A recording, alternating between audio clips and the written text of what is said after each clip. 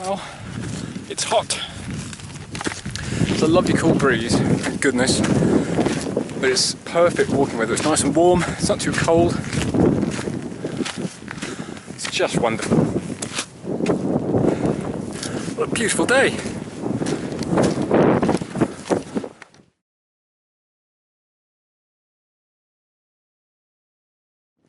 Can't quite believe what I've just found.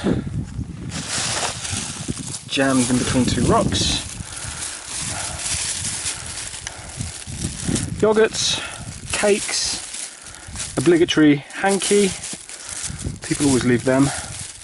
Absolute filth. Absolute effing filth.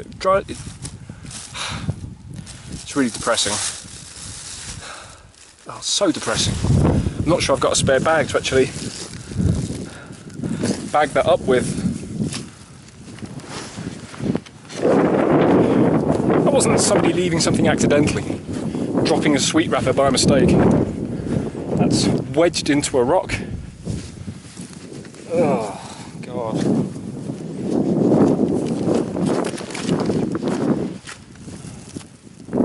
It's disgusting.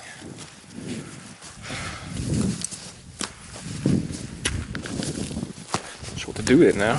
Have I got anything to put it? I'll have to have a rummage.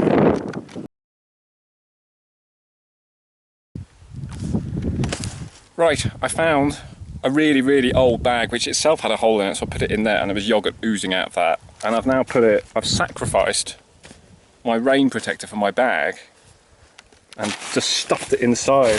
This is why I should get my stuff covered in yogurt, just because some arsehole can't be bothered to take that stuff out. Oh, that's really annoyed me.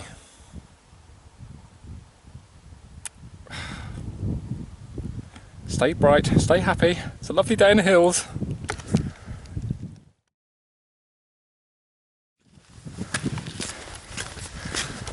Right, well, on a happier note, a more beautiful note, Loch Etchican is just revealing itself now. Quite a beauty. So now, under a blue sky, it's the start of the ascent proper at Benvironment.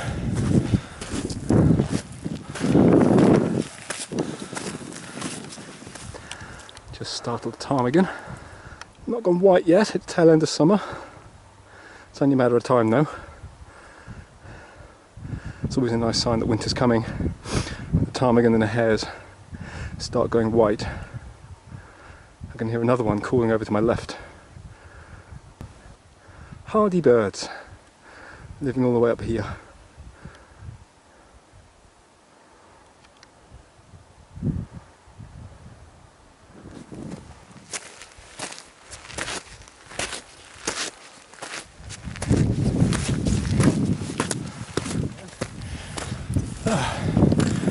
It's hot, it's steep.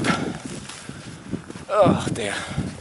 After this, the only bit of up is getting back up onto the lip of the Northern Corries up this gash. Oh, it's not too hot though, it's a lovely breeze. And opening up that way, that's D side. Braemar is over there somewhere, Loch na Gar's way in the distance. That's sort of D side, Balmoral, that sort of place. And now just emerging onto Benvironment's summit plateau. You can see the tors off in the distance. Quite big even from this distance.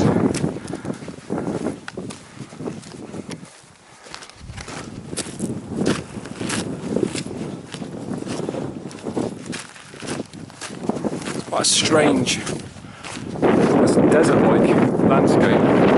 I do remember just how desert-like it was. That's quite vivid in my head. There you go, they're looking quite striking now. Still a little way off. Shouldn't take more than 10 minutes to get over there though.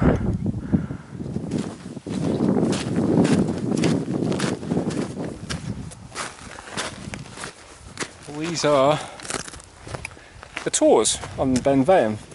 I quite like the tours that you get elsewhere. You can just about make out over there the top of Benign, which itself has tours on it.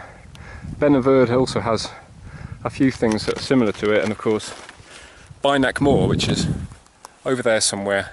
And the tours on that one are probably a bit bigger than these ones actually, I think. Well, certainly more imposing.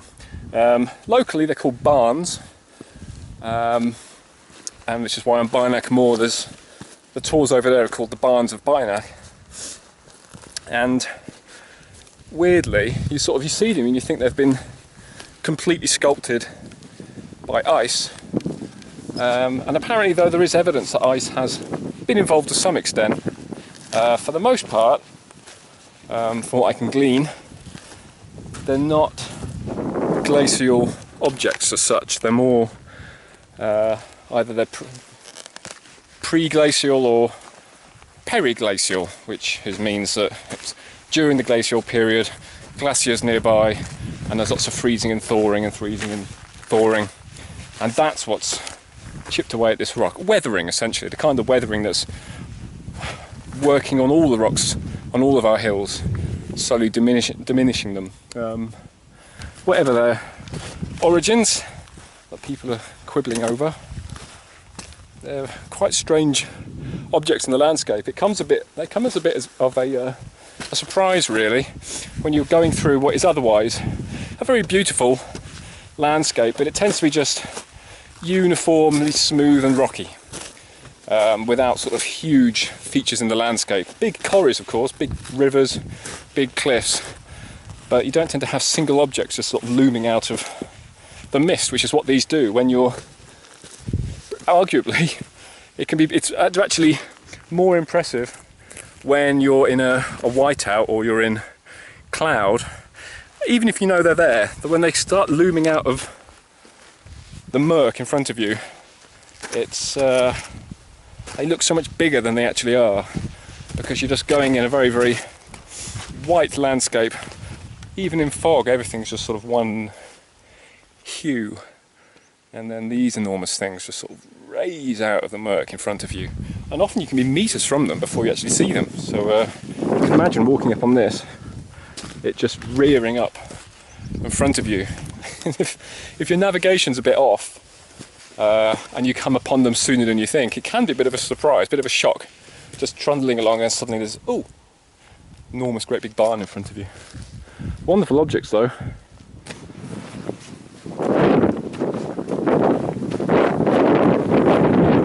Really peculiar the way the rocks are sort of weathered in this way, with these slight layers that like they've been stacked on top of one another, which of course they haven't.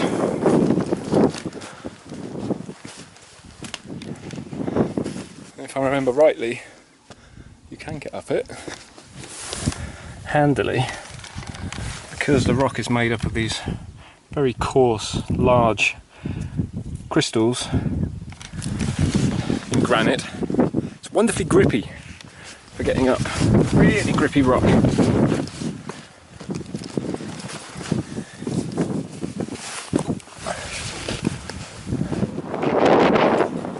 There we go.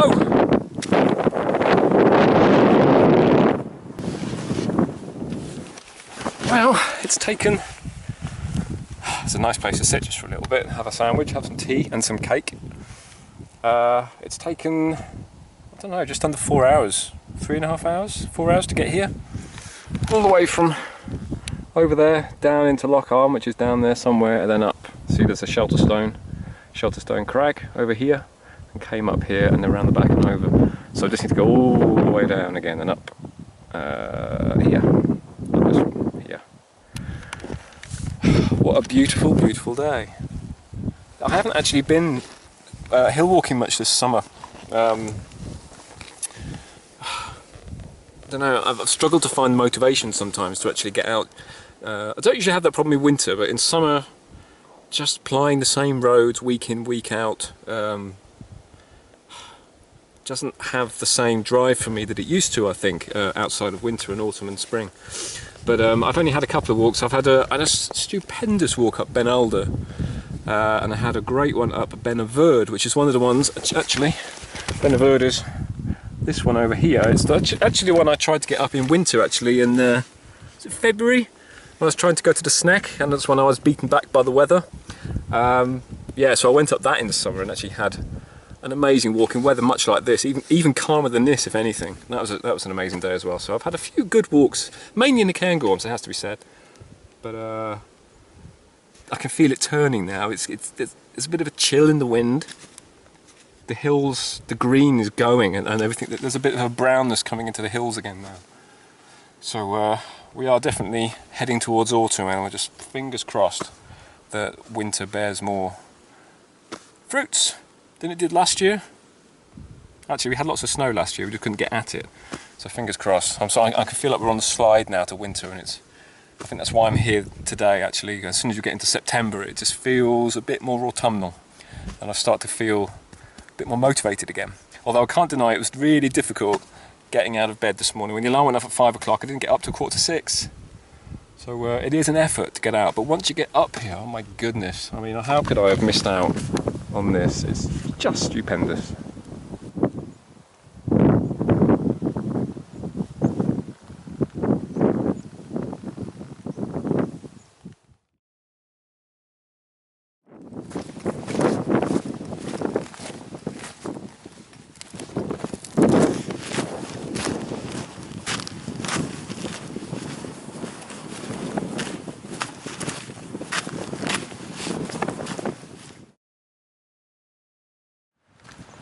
Well, later in the day, with the sun still out and a lovely blue sky overhead, means that you get the colour of the blue reflected in the loch, and it is this lovely, lovely, almost a sky colour.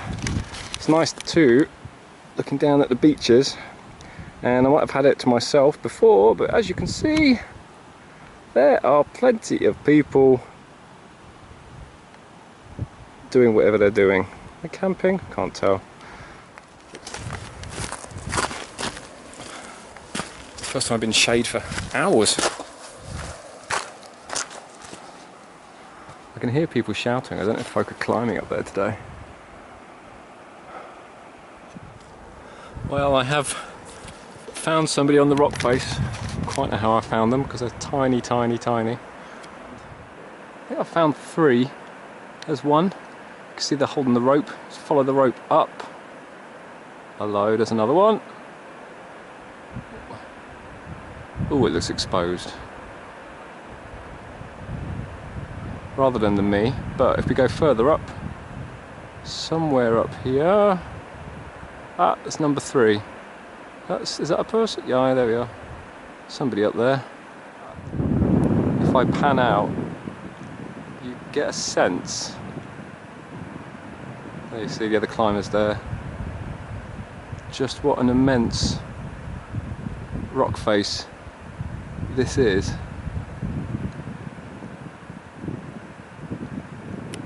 No idea how long that'll take them to do. Did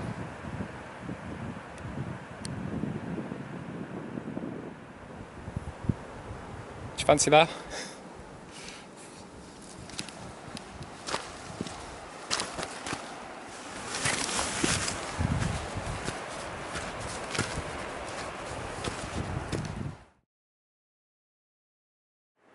I've just stopped for a sandwich, and as the sun's disappearing behind the crag, beautiful light, rays of light coming out here. Anyway, handily there's folk sat under the shelter stone right now. I won't go over because I'll come back another time when it's unoccupied, but you get a sense of just how big this thing is. And it unnerves some people actually sleeping underneath it. So this enormous boulder, which has fallen down from up on the crag, so there you go. A couple of lads sat there, looks like they're there for the night perhaps. They've got helmets. Maybe, I don't know, maybe they're going to keep there overnight and then go first thing in the morning. But you crawl in, and in this little hole, there's an enormous great big boulder sat on top of you. And there's a fair amount of space in there. And it's probably been that way for thousands of years, but I guess some people do think, I don't really want to sit underneath that. But you get to see really how big, I mean there's folk, the two guys who sat there, you see how big all these boulders are that have come down off the crag. And the climbers are still at it. Well, obviously they're still at it. Not really going to have gone far. There's one there, he hasn't moved. And the other two are up here. It's not for me, that's for sure, but enormous respect for people who are able to hang off vertical walls like that. It's amazing.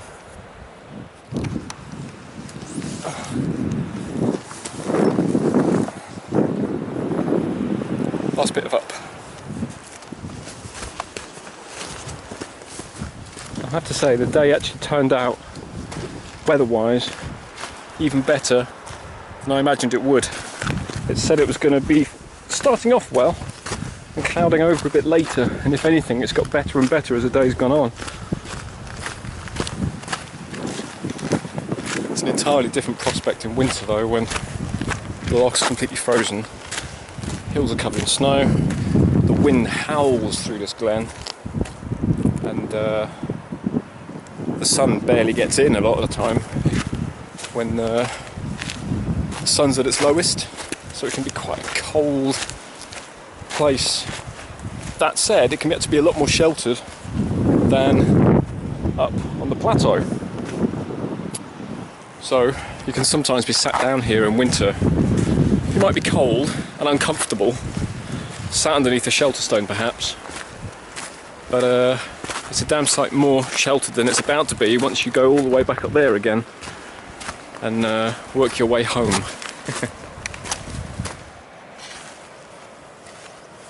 Actually, there's more over there, all the way up here.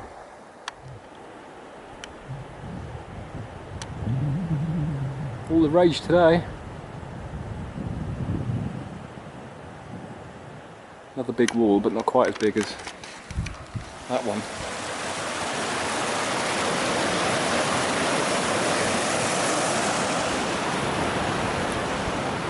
Massive waterfalls up there. Must get up there someday. Looks like an amazing scramble, I suppose, to get up there.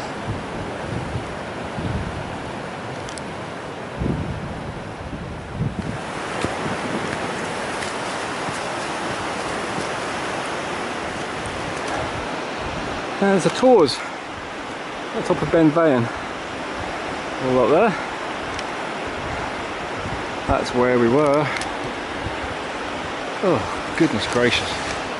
It's hot and the steps are big. What's annoying is that this isn't the end of the up once you get up. This bit, it does level out, but then you've got a kilometre or so, it just sort of steadily goes upwards, so in your head you sort of think, oh, nearly there, but no. Not far to go.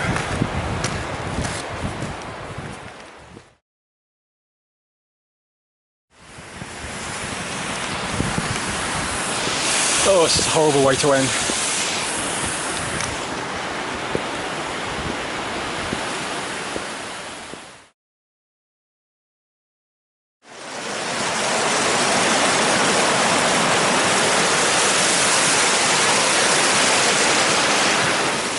Oh, good grief.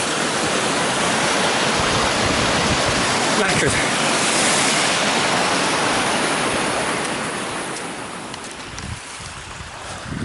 All of a sudden it's gone very quiet because we've got gentle water now, a lot flatter, and we have a reindeer over here.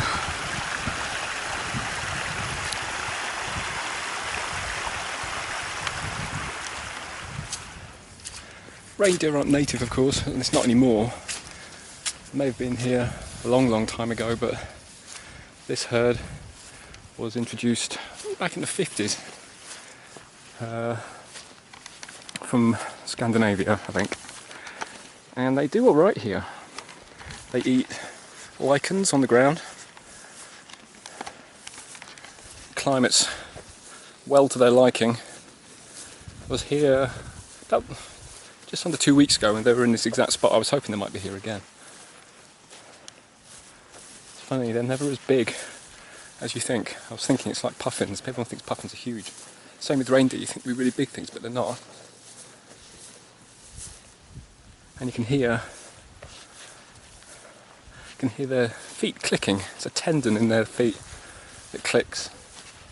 And it means that in blizzards, the kind of savage winter weather that they're used to walking around in, they can stick close together because they can hear the one in front. It means that the herd always sticks together. Listen for the click. It's clever, eh?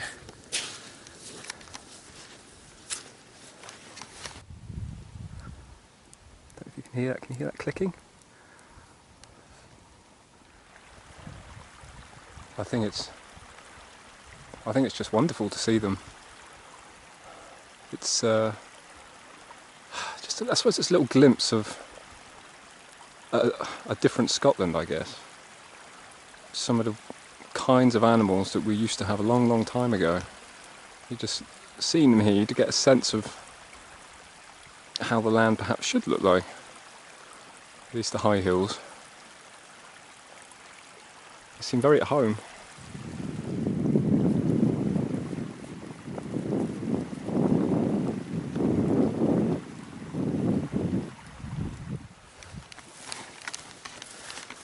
They actually range quite widely. I think this week and a couple of weeks ago, it's the only times I've seen them here. Usually I've seen them way over the other side of Cairngorm. But they can range quite far and wide on the plateau actually, so you never know where you might see them. It's funny, if you plonked somebody here and just setting them walking this way, not really knowing what was over that direction, you'd think maybe it's just a gentle hill, but it ends abruptly in several kilometres of cliffs, which is the Northern Corries. So I'll just be walking this way and then all of a sudden just come up against big drops. Oh, it's a rescue helicopter. Hope it's not a genuine emergency.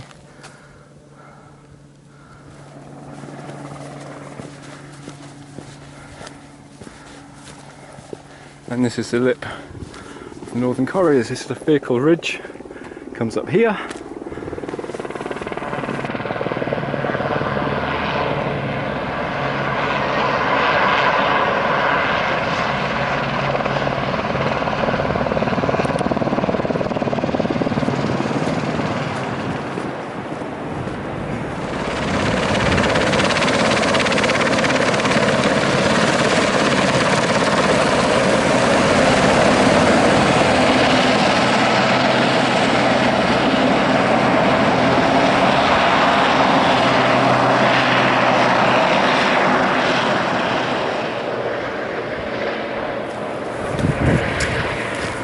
Hopefully not somebody too hurt if they are hurt, or maybe it's just a training exercise.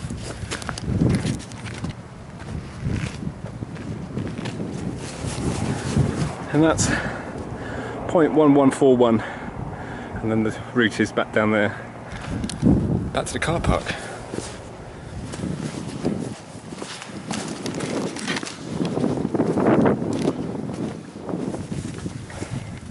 It's a regular sight though, seeing helicopters buzzing in and out of the corries here, which isn't surprising given the number of climbers, walkers, and sometimes it could just be a broken ankle or something and you can't walk out. That might be all it takes to need to be choppered out. And I remember 3 or 4 years ago when one of those Navy Sea King helicopters put down in one of the corries during December or January, I think, really, really snowy. And then it couldn't get up again because of poor visibility. It was stuck there for a week or two. And they had to wait until conditions got better. And of course, someone had to stay guard of it all that time in freezing cold weather. We're about to lose the fuller view of the plateau. May as well take one last look. Now that the sun's a bit lower, so it's bringing out the shadows a bit more now. Got a bit more contrast. Can make out a few more features. Just see Loch Eischicken over there, and that's the route that came up Benvironment. Oh, just worth pointing out. You can see right at the top, Cairngorm, the weather station, which is bigger than it looks in this little image, I assure you. In winter, it gets so encrusted with ice, it gets about 10 times the size of that. This gets completely caked. And that's looking back at the lip of the corries. And they too get completely caked in snow in winter. It's quite a very different looking place in winter. And I know I keep saying it's not a place to be taken lightly, but winds are over 100 miles an hour up here frequently during the winter. It really is a beastly place if you're caught short, unfortunately.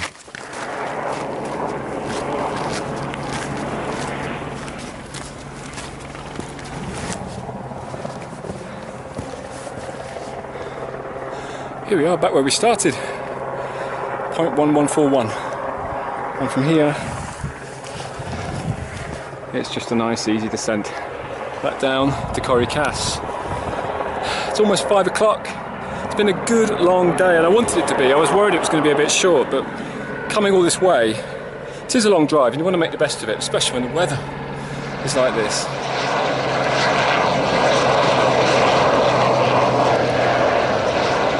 Amazing day, and now it's all downhill.